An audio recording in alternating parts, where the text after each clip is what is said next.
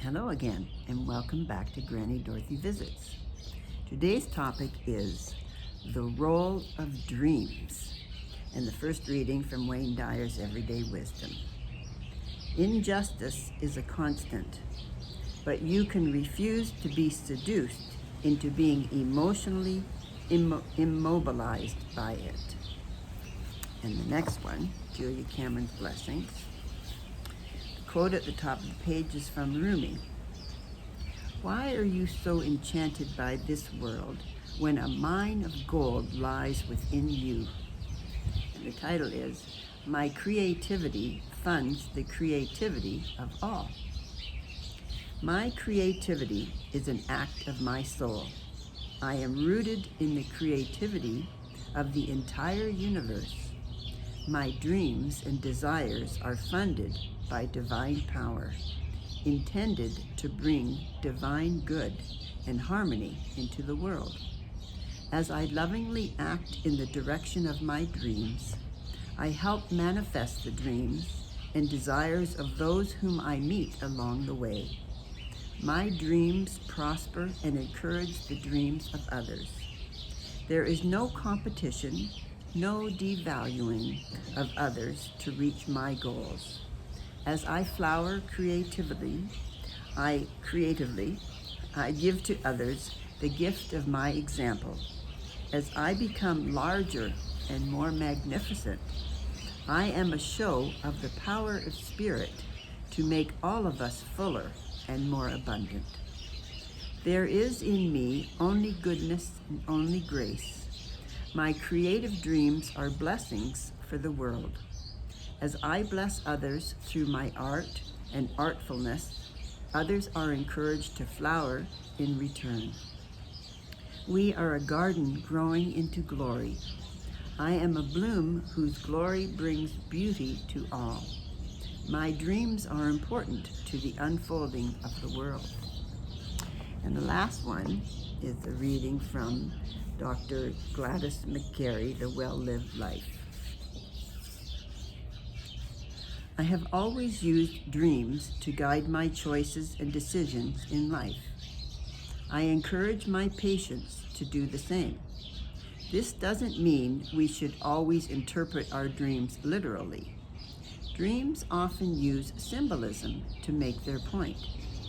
If you're not a person who is drawn toward symbolism in waking life, it can make you feel vulnerable to try to interpret dreams' symbols on your own.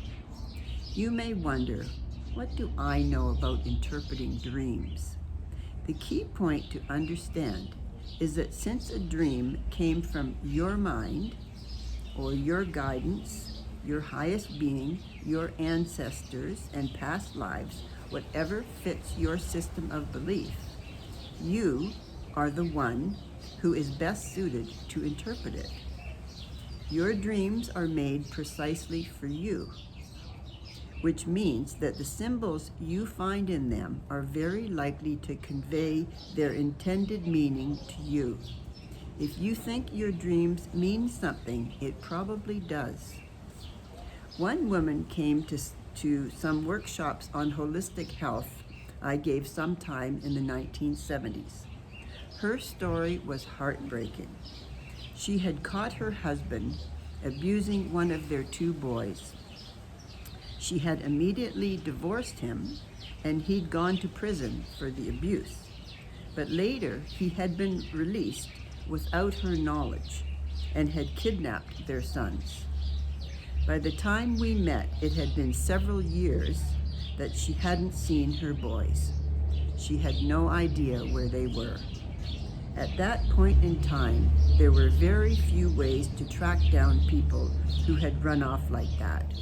So she had more or less resigned herself to the idea that she would never see her children again. Hers was a truly impossible circumstance.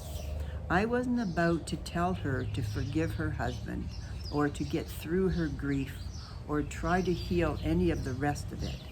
Some things are just terrible and there's no way around it. Yet I could help her to get through her days. One of the most concerning symptoms of her grief was that it was impossible for her to sleep, as she kept having a repeating nightmare. Night after night, she encountered her ex-husband in the kitchen, standing over their boys.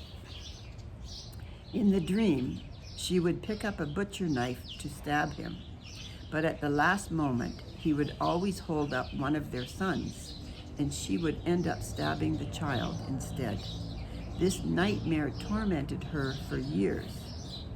As we worked with the pain of what had happened to her and her sons, she saw that the dream was trying to show her what directing her energy toward her ex-husband was doing. It was creating a repeated cycle of hatred, and what her sons needed was her love. She came to the realization that her hatred for her ex-husband was consuming her. It took up an enormous amount of her energy that would be better spent sending love to her children, who were likely facing impossible tragedy as well. Her hate couldn't help them, only her love could. I'm not suggesting that I found her a solution. I didn't. If I could have changed anything else about the situation and brought those boys home, I would surely have done so. Yet I did the one thing I had the power to do. I gave it some context in her soul's journey.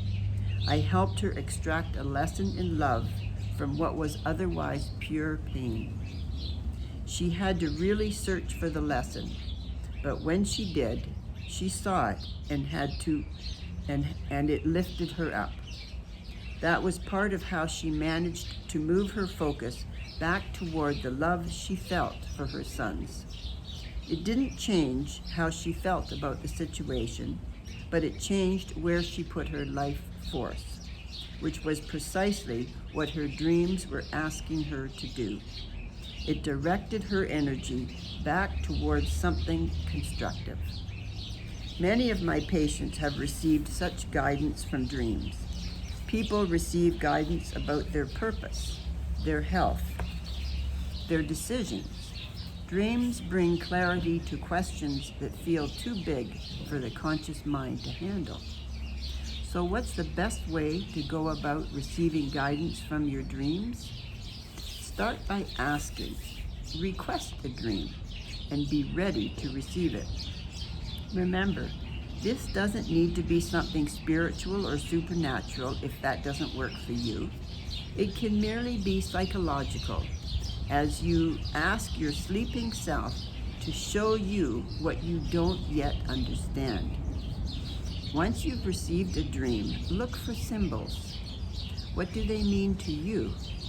Did anyone visit you in your dream? If so, what does that person represent for you? Oftentimes, it's the tone of the dream that has the most to show us. The actual contents of the dream may make no sense at all, but the underlying feeling that accompanies them can answer our questions and help us find the perspective we seek. Over time, that perspective will change. That's a good thing. Recording our dreams can help us make sense of them later, and the more often we record them, the more likely we are going to remember them. Just the act of recording dreams sends a signal to the subconscious that they are worth remembering.